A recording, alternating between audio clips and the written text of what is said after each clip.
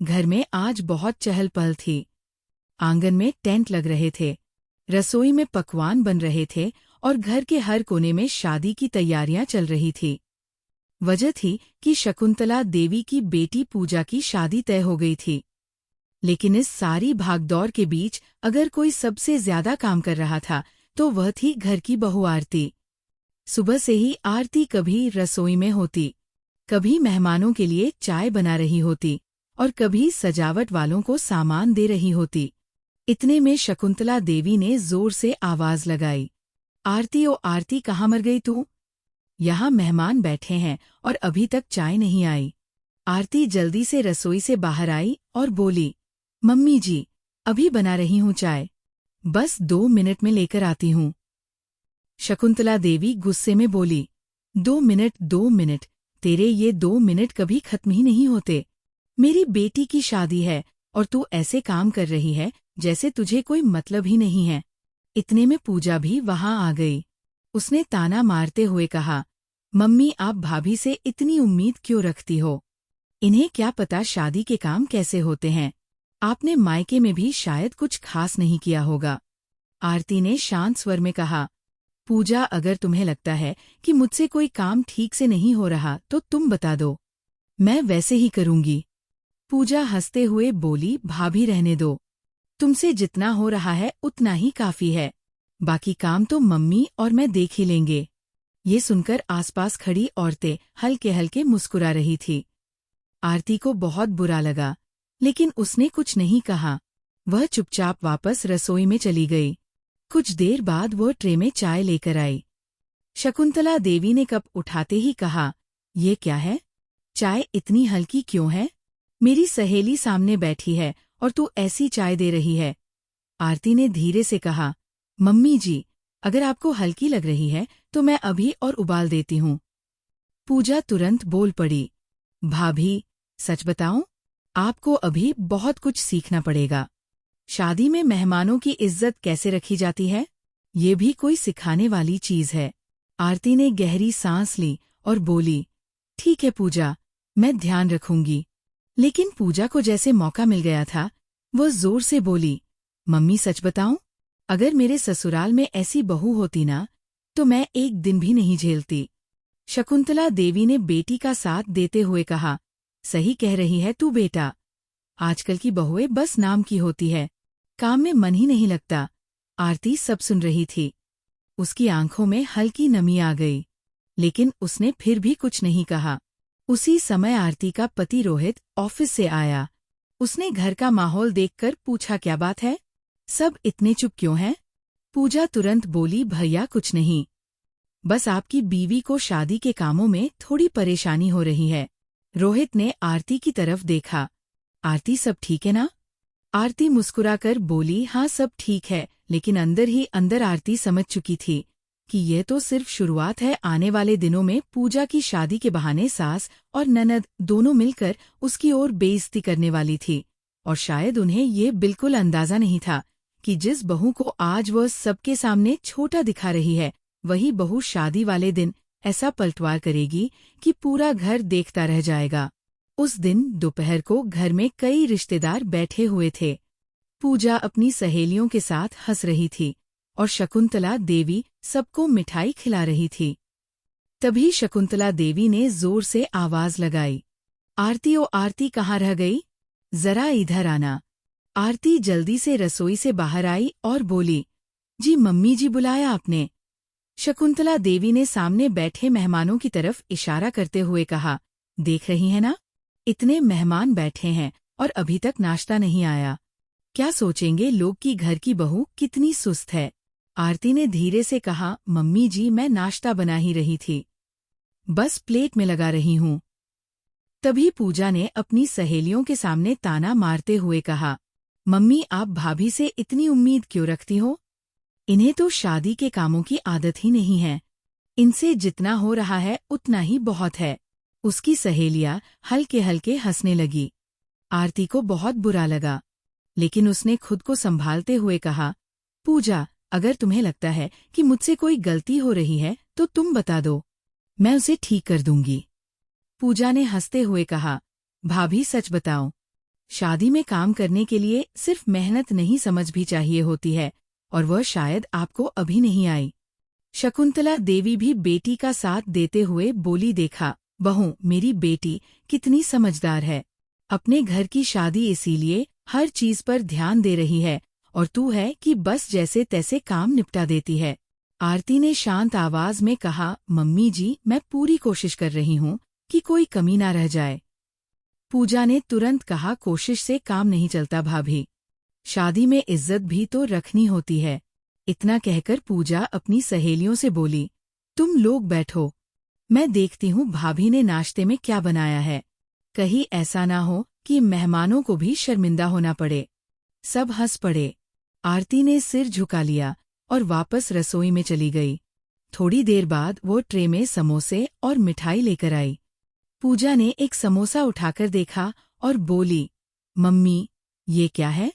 समोसे इतने छोटे क्यों हैं?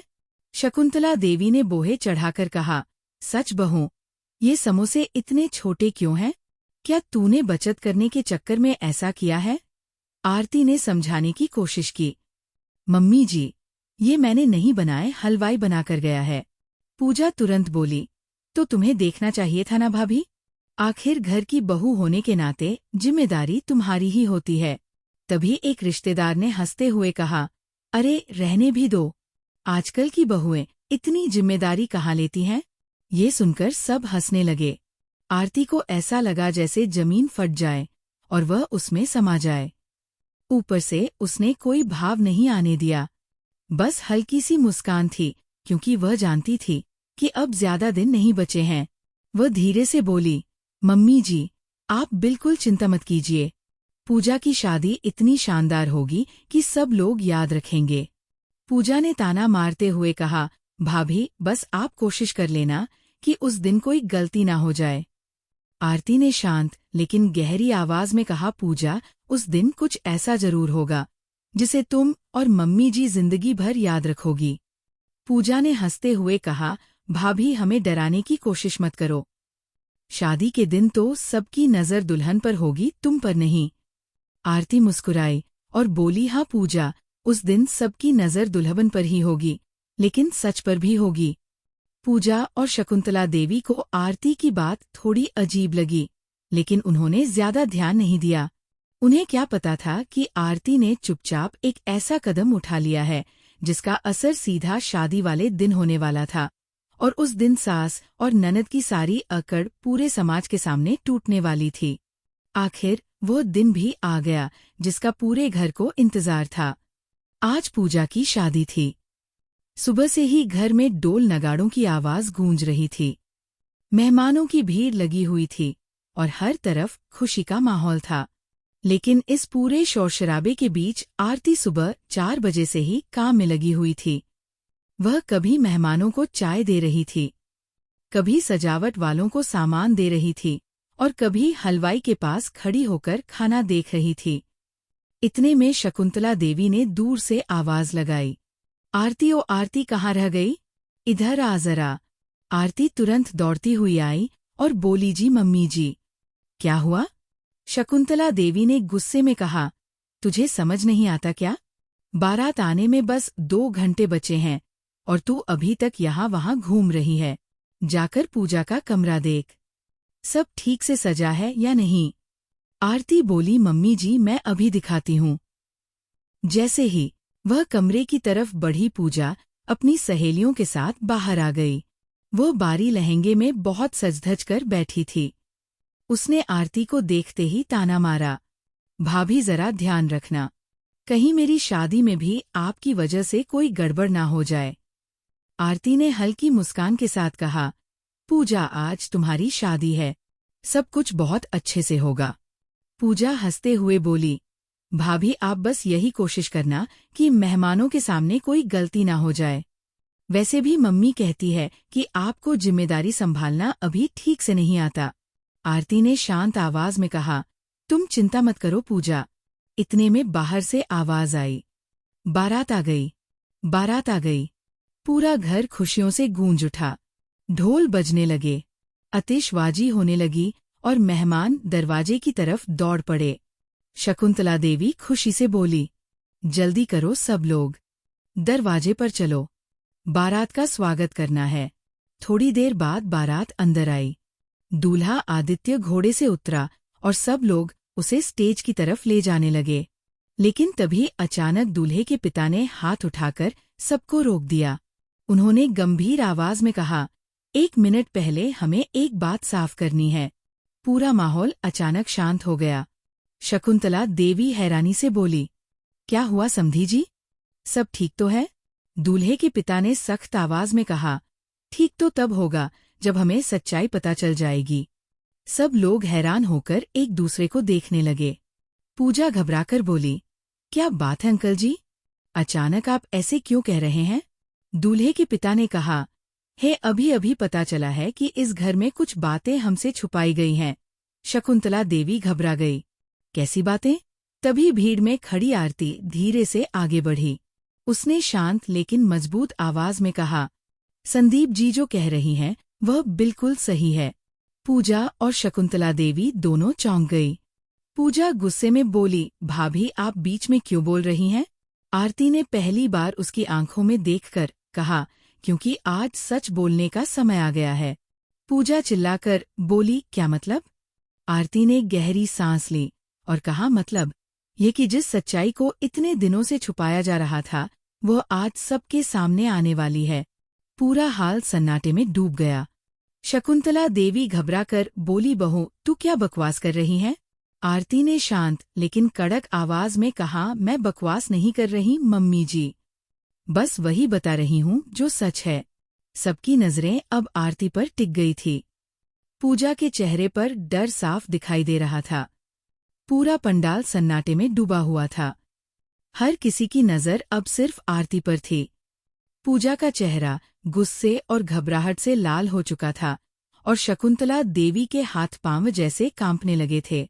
पूजा गुस्से में चिल्लाई, भाभी आखिर आप कहना क्या चाहती हैं? शादी का माहौल है और आप यहाँ तमाशा बना रही हैं। आरती ने शांत लेकिन बहुत मजबूत आवाज में कहा, तमाशा मैं नहीं बना रही पूजा, तमाशा तो तुम लोगों ने इतने महीनों से मेरा साथ बनाया है। फर्क बस इतना है कि आज वो सबके सामने हो रहा है।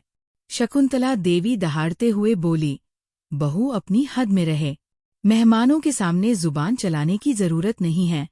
आरती ने पहली बार अपनी सास की आंखों में आंख डालकर कहा, मम्मी जी, हद तो आपने उस दिन पार कर दी थी जब आपने अपनी बेटी की खुशियों के लिए मेरी इज्जत को बार बार कुचला। कभी मेहमानों के सामने मुझे निकम्मी कहा, कभी मेरे बनाए खाने का मजाक उड़ाया और कभी अपनी बेटी के सामने मुझे नौकरानी की तरह डांटती रही। आज अगर मैं सच बोल रही हूँ तो आपको बुरा लग रहा है। पूरा पंडाल खामोश था। पूजा गुस्से से कांपते हुए बोली, भाभी अगर आपको हमसे इतनी ही परेशानी थी तो पहले क्यों नहीं बोली? आरती ने हल्की मुस्कान के साथ कहा, क्योंकि पूजा मैं इंतजार कर रही थी सही समय का और मुझे पता था कि सच सामने आने का समय सही दिन तुम्हारे शादी का दिन ही होगा। ये सुनकर सब लोग हैरान हो गए।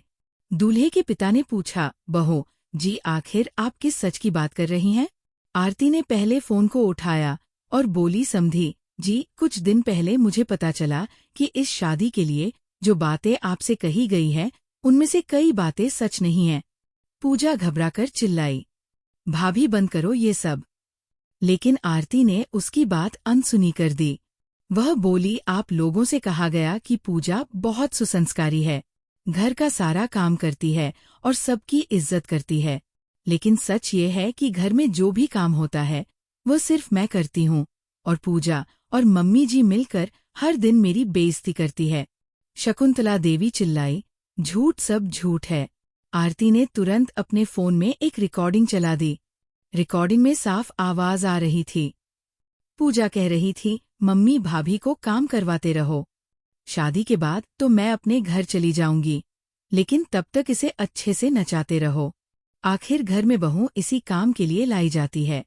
और शकुंतला देवी की आवाज आई, हाँ बेटा तू चिंता मत कर, इसकी इतनी अकड़ निकालूंगी कि जिंदगी भर याद रखेगी। रिकॉर्डिंग खत्म होते ही पूरा पंडाल शौक में मेहमान आपस में बातें करने लगे। दूल्हे के पिता ने गुस्से में कहा, शकुंतला जी ये सब क्या है? अगर आपकी बेटी इतनी ही संस्कारी है तो ये बातें क्यों कर रही थी? पूजा का चेहरा सफेद पड़ गया। वह रोते हुए बोली, नहीं, वो तो बस ऐसे ही मजाक में। आरती ने तुरंत कहा, मजाक? पूजा, किसी की इज्जत उछालना मजाक नहीं होता। रोहित भी अब तक सब सुन चुका था। वो गुस्से में अपनी माँ बहन की तरफ मुड़ा और बोला, माँ, मुझे यकीन ही नहीं हो रहा कि आप लोग आरती के साथ इतना गलत कर रही थी, और मैं हमेशा सोचता था कि शायद आरती ही ज्यादा बोलती है। शकुंतला देवी की आंखों में आंसू आ गए। उन्होंने कामती आवाज में कहा, बेटा, मुझसे गलती हो गई। पूजा भी रोते हुए बोली, भैया, मुझसे भी गलती हो गई।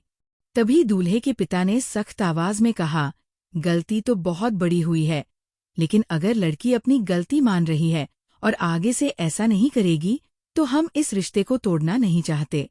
पूजा ने तुरंत हाथ जोड़कर कहा, अंकल, मैं वादा करती हूँ कि अब कभी किसी की बेइज्जती नहीं करूंगी। फिर वह धीरे धीरे आरती के पास आई। उसकी आंखों से आंसू बह रहे थे। उसने कहा, भाभी, मुझे माफ कर दीजिए, मैंने आपके साथ बहुत गलत किया। शकुंतला देवी भी आगे आई और बोली, बहू, तूने आज हमें आईना दिखा दिया। मैं हमेशा अपनी बेटी के प्यार में अंधी हो गई थी और तुझे समझ ही नहीं पाई। आरती ने कुछ पल उन्हें देखा, फिर धीरे से बोली, मम्मी जी, मैं बदला लेने के लिए नहीं, सिर्फ आपको सच्चाई दिखाने के लिए ये सब किया था। क्योंकि अगर आज भी मैं चुप रहती तो शायद आप लोग कभी नहीं समझते कि किसी की इज्जत कितनी कीमती होती है। पूजा ने रोते हुए आरती को गले लगा लिया। कुछ ही देर बाद शादी की रस्में शुरू हो गई, लेकिन आज इस घर में एक बहुत बड़ा बदलाव आ चुका था। शकुंतला देवी अब हर किसी से कह रही थी, हमारी बहू आरती ही इस घर की असली शान है। और पूजा भी विदाई के समय रोते हुए बोली, भाभी, मैं जब भी मायके आऊंगी आपकी इज्जत करके ही आऊंगी। आरती हल्के से मुस्कुराई, क्योंकि आज पहली बार सास और ननद दोनों को अपनी गलती का एहसास हो चुका था, और जिस बहू को कभी सबके सामने छोटा दिखाया जाता था, आज उसी बहू ने अपनी समझदारी और हिम्मत से पूरे घर की सोच बदल दी थी। तो दोस्तों, आपको ये कहानी कैसी लगी? कमेंट करके हमें अपनी राय जरूर बताइएगा। कहानी अच्छी लगी हो तो वीडियो को लाइक कीजिएगा। अगर अभी तक आपने हमारे चैनल को सब्सक्राइब नहीं किया है तो प्लीज़ सब्सक्राइब कर लीजिए।